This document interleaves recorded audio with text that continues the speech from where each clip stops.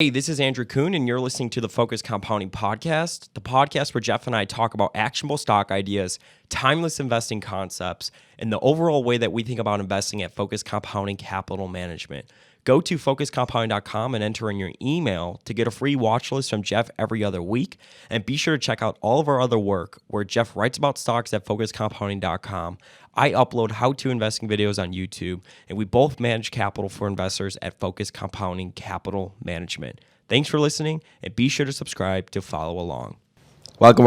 How's everybody doing? Hope you are doing well. My name is Andrew Kuhn, Focus Compounding Podcast, sitting next to Mr. Geoff Gannon. Geoff, how's it going today? It is going great, Andrew. How's it going with you? It's going great. We hope it's going great for everybody else. Hey, if this is the first time you are tuning in with us, check out all of our content. Go to focuscompounding.com and sign up for our premium membership to get access to a bunch of write-ups, both by Geoff and other members, investment write-ups, and they are very high quality, usually pretty long, so definitely check that out. Also, check out our... Huh? They're frequent, at least. I don't know about high quality. But I think they're pretty high quality. Maybe I'm biased. Go to YouTube, hit that subscribe button, thumbs this video up. And of course, if you're listening on the podcast side of things and you want to help support Geoff and myself, leave us a rating and review. That goes a long way. I think we're at like 146 podcasts now. We've been pumping them out like crazy, having a lot of fun doing it. And we are not going to stop anytime soon. So if you want to support the cause, definitely support us by following all of our work. So in today's podcast, we are going to be talking about business models. Okay. And I don't know if we've actually dedicated a full podcast to talk about this. Maybe we did a very long time ago. But let's talk about it. You know, I guess straight up from the beginning, I mean, what's your favorite type of business model where you look at a company and immediately you know that this is something that you'd be interested in because it reminds you of a different company and you're already familiar with the business model and it's one that you like a lot? My favorite business model would be something where a business is somehow on the inside of another business and is able to charge a variety of fees and things for work that they do for them while knowing a great deal about the company and being integrated into their operations. Okay, so give me an example of that company. Computer services is a core processing company, consulting companies, advertising companies. We talked about one recently that I said does like technology/marketing stuff for some companies. When they're integrated into the operations of another business, usually. But even some things that aren't quite like that. Like years ago, I wrote up Exponent, which does it does sort of expert tests. It provides expertise in the non-legal expertise, so like expertise in science and technology and stuff that's used in legal cases. So that's a good example for businesses, not for individuals. And those sorts of businesses I like a lot. Yeah. So now, why is that? In general, I think that the retention rates tend to be high. It's relationship-based instead of transactional. And I think that the amount of focus on the exact price that you're being charged isn't that great. That no matter what fees and stuff you come up with, you basically price it more like a cost-plus type thing. Mm-hmm. Yeah. So then you're definitely tied to, I guess, the operations. I mean, when you're talking about the company that, like advertising or they do marketing for. Okay, so let's talk about advertisers. So Omnicom, right? You've written up that for the website. That's also, you have a single diligence post that's on the website. Go to focuscompounding.com to get access to that. Yeah. Small plug. But like, why do you like those types of companies then? I mean, can you argue that businesses like that are much more, I guess, tied to the economy? Because in theory, if things turn in the economy, what's the first thing most companies are going to cut? Sure. You know, advertising and stuff like that. Yeah. Mm-hmm. Yeah, there's some cyclicality there to that. That's absolutely true. But their profitability isn't as variable as you'd expect from the revenues. So the biggest issue for me is not cyclicality of any company that someone brings to me. It's competition. I'm most concerned about risks of competition, and particularly risks of price competition. I'm very concerned about your response being that you lower your price to get customers or to keep customers. That's always my biggest concern. But when someone talks to me about any business, my biggest concern, or management or whatever, my biggest concern is that as a response to something that a competitor is doing to keep a customer, you will lower your prices. Which is a very scary thing and something you don't want to get in the habit of doing. So, and some of these things also have somewhat opaque pricing and stuff, which I think is an advantage. I don't think it's always I don't want to be invested in something like gas stations where you're putting your price up there for everyone to see from the street. Yeah, sure. Yeah. Okay, so let's kind of dig a little bit more into that though. I mean, like, why do you like I guess, I mean, let's name some companies. So we have CSVI. Mm-hmm. We talked about Omnicom. You sure? What other businesses, I guess, remind you of this type of business model that you like, so individuals could maybe, take a look at it? Yeah, well, I'll be writing up Points International for the website soon.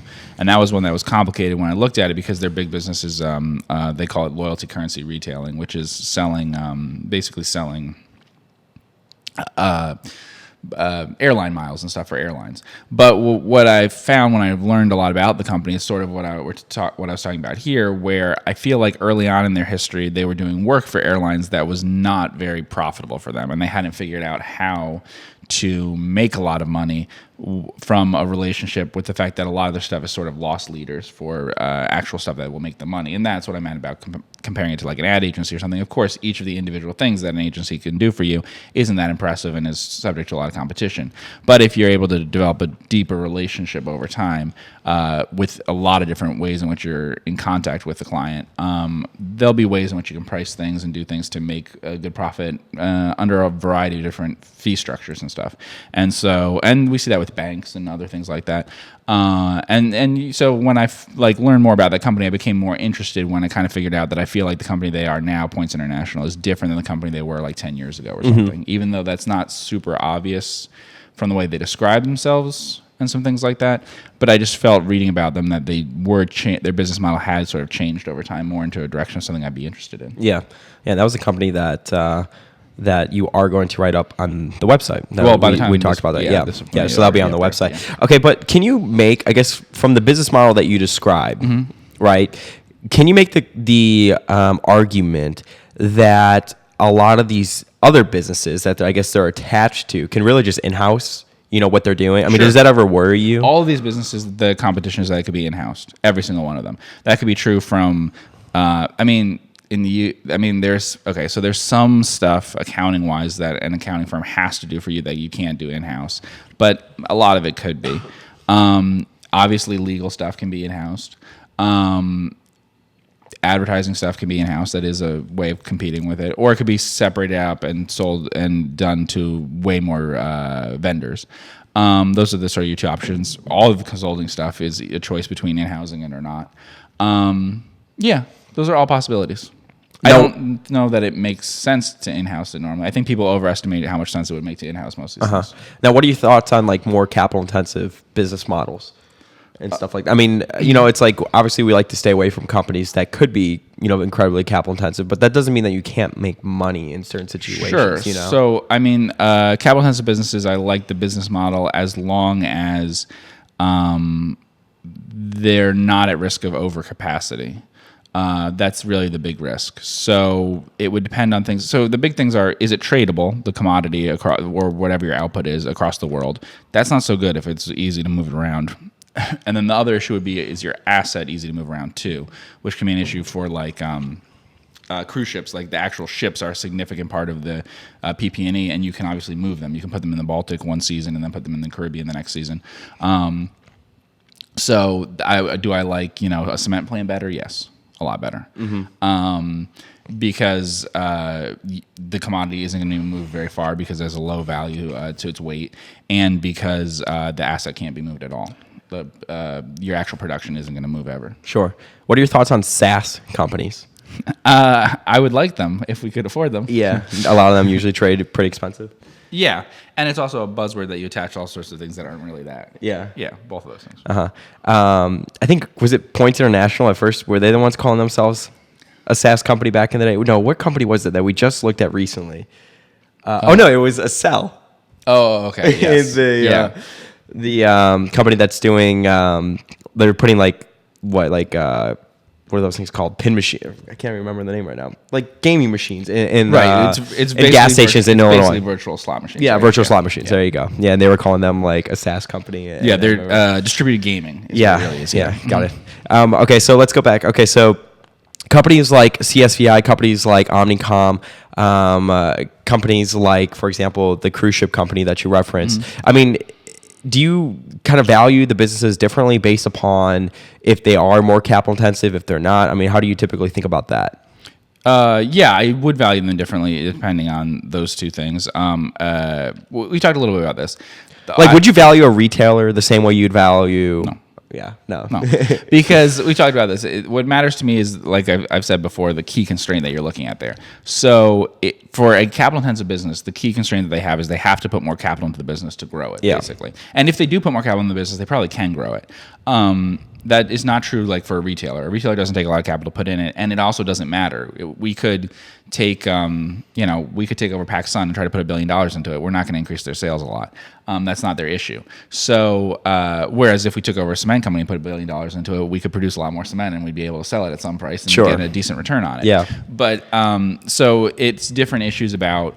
We've talked about this with brands and things. It could be issues about their shelf space, things like that. I focus on return on sales with those kinds of businesses, retailers and things like that. Retailers are a good example of business that I almost would never buy. Yeah, I mean, we were just talking about this the other day, and how I was saying that I just don't like businesses where there's like inventory.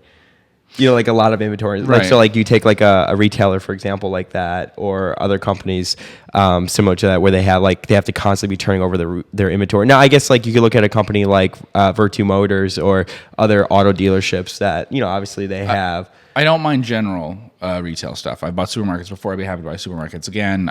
If Walmart was the right price and an overlooked stock, we consider. But like you look at a company like Buckle, for example, that I'm pretty sure comes up on every value investor's screen. But it's specialized inventory. What do you mean? What I mean is that, we're talking about Points International, and we were saying, what's the risk? Okay, they have minimum purchase guarantees. They have to buy points from someone. So if at the end of the year they haven't sold enough points for the airline, they're required to buy the points that they haven't sold. I'm not that worried about that because they're airline miles. They're easy to sell. I'm very worried about $100 jeans or whatever. Well, that's my point. That's my point. Yeah. Like I would never want to, and again, like what does the company do if they have to get rid of that inventory? They do have to get rid of it. They have to mark it down. Yeah, what do they do? They mark it down. Because they have to bring in new stuff. But then you take a company like CSVI or a company like Over the Counter Markets or a company like Points International. Right, but take the example of Buckle or something, or a company like that. Or Psychomatics. The reason why they have that problem is because inventory is speculative, and they don't understand their customers' future behavior well enough. Yeah. If it's a fashion thing or something like that. It's kind of like a push-pull thing, and they're constantly being pulled. Whereas when we talk about things like Points International, like they give guidance for something, and we'll see if they hit their guidance or not. But in general, an ad agency, a core processor, a company doing those sorts of things that we're talking about, any sort of professional services that they do for companies, they have a pretty good idea of what their customers will want next year, of what level of demand they'll want and stuff. That's not true for anything that's fashion related. They have a very poor idea of what their customers want. It's not a relationship in the same way. It is the behavior next year from the same customers that they have now could be very different from what they've experienced in the past, and they have a hard time predicting it. Yeah, well, it's like you said, how the best type of companies to own are companies that you need the least amount of data, like frequency from. So you look at a retailer, you look at a restaurant, and it's like consumer behavior is always constantly changing, and that's, it's incredibly hard to predict. But you look at a company like Over the Counter Markets or CSVI or even Points International. Loyalty clubs is a very, huge part of an airline business.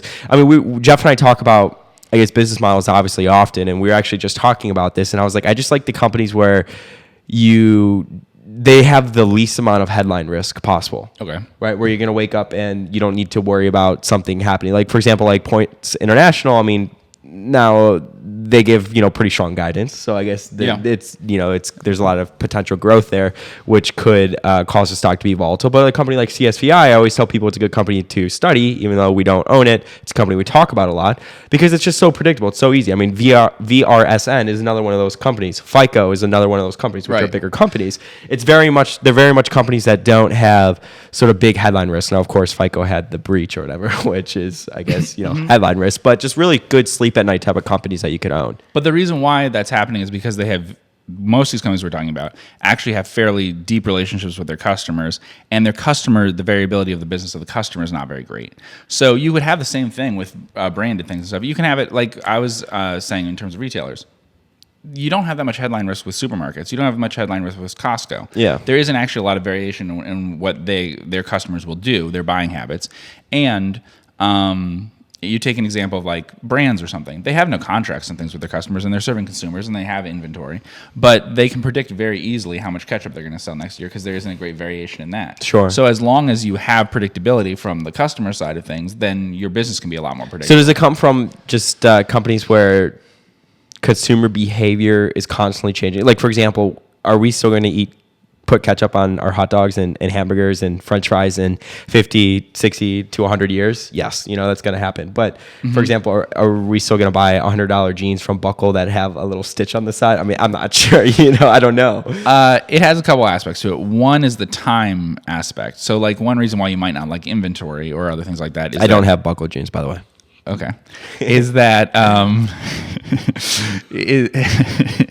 is that the that by it's speculating, and so there's a time issue that you have to deal with afterwards. So you actually own the inventory, and now you have to do something about it. When we're talking about service things and stuff, you have employees that you have to match up the use of them to, but you're not preserving a long-lasting inventory that way. The length of the cycle depends on that, right? But then the other thing that's going to depend on it is how quickly something's consumed. We were talking before about the difference between durable things and consumable things. I don't think it's that important if you if you have a contract for selling gum or something, but it does become more important if you're selling washing machines, because it is easier to put off that kind of purchase, and so it does cause a great degree of cyclicality. We were talking about cars or something. Car dealers, I think, are a fairly predictable retailer, but they're never going to be as predictable as a supermarket, because the amount to which people can defer purchase of a car is really big compared to the amount they can defer purchase of ketchup or something like that. Mm-hmm. What are your thoughts on like media companies? Disney, Netflix, Fox. I like media companies a lot. Buffett made a lot of money in media companies. I haven't invested a lot in media companies. I think that they're often not that cheap. Most of them are very big, which is not the area that we focus on. And for some of them, there is some disruption of some stuff. But, but I think when someone asked a while ago, like, what stock would you, if you could only own one stock, like you had to keep a stock forever or something, it could only be one stock, what would it be? And I think that one of my answers was probably something like Disney. Wow. I didn't know that. I didn't know did somebody ask on the podcast? I thought they did, but maybe not. But honestly, it would be something like that. Really? Most likely, it would be something. If someone was asking what stock should I, if I could only, which of course you can diversify, so don't do this. But if I had to buy a stock and never, never look at it, never, just look at it in like 100 years when you're dead. Yeah, you're less likely to lose money on that. I mean, they have some debt and stuff, but. Yeah, but something like Disney would be the best answer to that. Got it. I don't know all the details about what's been going on with Disney Plus, but they have the sorts of things that would be very capable of making money in a lot of different ways over time. Even if things fall apart for the company, it'll be able to be revitalized at different times. What about business models that take a commodity and turn it into a product and sell it? That's the best business model that there is. So like probably. Well, we talked about, so obviously all the really bad things for you, tobacco, alcohol, things like that, are very... Sugar. Yeah, are very good businesses. Coca-Cola. Coca-Cola just buys commodities and sells a brand. But there are also other ones, even something like Hunter Douglas. Hunter Douglas basically buys commodities, aluminum and things like that, and then slowly turns through an integrated manufacturing process. So they end up turning it into custom blinds and things that you want, blinds and shades and things like that. So which have the Hunter Douglas brand on it. So it's not a brand that everyone listening to this knows, but if people know those kinds of things, then they would put value on that, whereas they don't put value on the raw material that they're buying. What are your thoughts on restaurants? Restaurants are interesting. Have you ever owned a restaurant? Yes. I've owned a restaurant stock, and I've written up restaurant stocks before, and it never went well. That's not true. It depends. I think some restaurants are easy and predictable and some aren't. So one that we wanted to write up and couldn't because the stock price recovered too quickly was Greg's in the UK. And I think that things like Domino's, Dunkin' Donuts, Greg's, which it's sandwiches but also breakfast things originally and stuff, Starbucks, things like that are very different, very, very different than something like Cheesecake Factory. Or like a Chili's or... Yeah, I think a full service restaurant that's doing a lot of dinner business and stuff, I think is a lot harder to understand than a business that's getting most of it from repeat things and stuff. I mean, I think like something like Starbucks is very, very predictable. I think it's become more predictable over time, like watching what the behavior is, watching how much is in through digital orders and stuff, all of that. And Domino's is like a technology company in terms of how it's just turned that into making it so easy to be a habit. Order. Yeah. It's just a habit for people. That's what they've been able to do with it. So excuse me. So, those kinds of businesses, but a lot of them have been pretty expensive recently. What about Papa John's? Have you been following everything that's going on in that business? I followed that a little bit. If I had to own a pizza company, it would be Domino's. Why? I think it's completely superior to all other pizza companies. Not in terms of quality, I think in terms of the system they have. Have you gone to you order Domino's to eat, right? Yeah. Okay, but have you been in a Domino's to carry out? No. What's amazing about it, and I'll say this the most polite way possible, is it barely needs employees.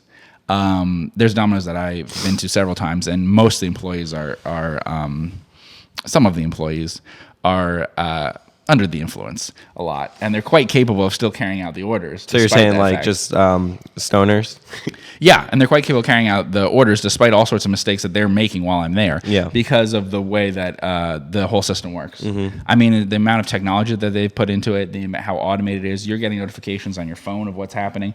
You get there, it's easy for them to match everything off. There's a thing that's telling them what order's coming up. It's doing most of the stuff, frankly, for them. Yeah. So just on an assembly completely. I mean, it just is so good at not messing up orders and things like that compared to other pizza businesses, and it's just so good at making it very habitual in terms of the app. Sure. I mean, the app is amazing that way in terms of increasing reorders and stuff, and their promotions and things. Everything about it is just turning it into a habit that they're not. It's not about acquiring. Yeah, it saves your order. You literally just pull it up, click it, Yeah. and it'll be. And they're so fast, it'll be there in like 10 And then, minutes. of course, the 15 price. minutes. I mean, is there much better pizza out there? So many Yes. coupons and stuff. Yeah. I mean, bad pizza's good pizza, but yeah, go ahead. Okay. Well, there's much better pizza out there, but the problem is that you're not going to constantly reorder that pizza. Yeah. You know, so it makes it. Yeah. No, it makes it much closer to. I would put Domino's in the category of companies that sell coffee, cigarettes, and alcohol. Yeah.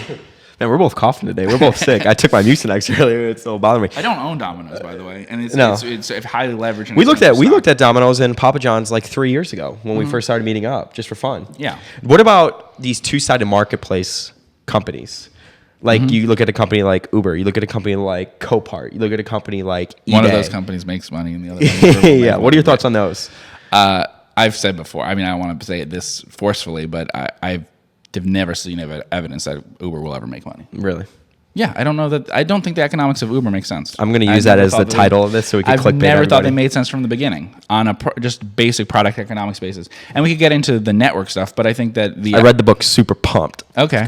I have doubts about network effects that people claim happen with Uber versus other things. Like and how? Some of it's similar to dating sites and stuff. But dating sites. There you go. Another two-sided marketplace. Right, but there's issues with that too. Dating sites can be very successful, but I think people may overestimate how much of an advantage it is to have extremely high concentration of potential matches for a dating site, or extremely high possibility of having a driver right by you for something like Uber, as compared to something that's sufficiently good.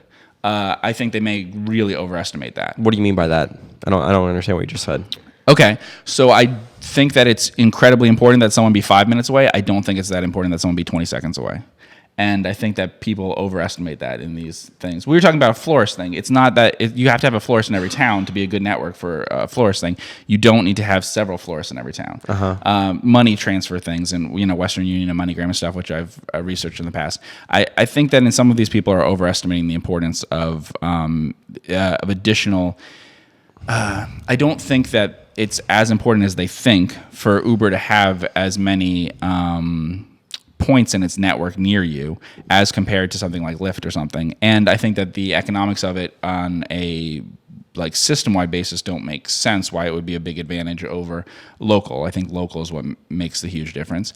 And I also think that, unfortunately, for something like Uber, most of the economies of scale of something like this that I can see are things that would be captured if you were operating it yourself instead of using contractors. That's the big problem for it. I mean, but anyway, it depends on savings of different things. We talk about economies of scales with car dealers and stuff. There's significant economies of scales in operating a bunch of different car dealerships because you have lower insurance costs and you have things like that. If you lay off some of those things onto independent contractors and some stuff like that, then you don't benefit from the same scale. If Uber owned all of their own vehicles and was operating an autonomous network, I would agree that it makes some sense, although I still think I have doubts about how much of a benefit it is to be in a bunch of different cities.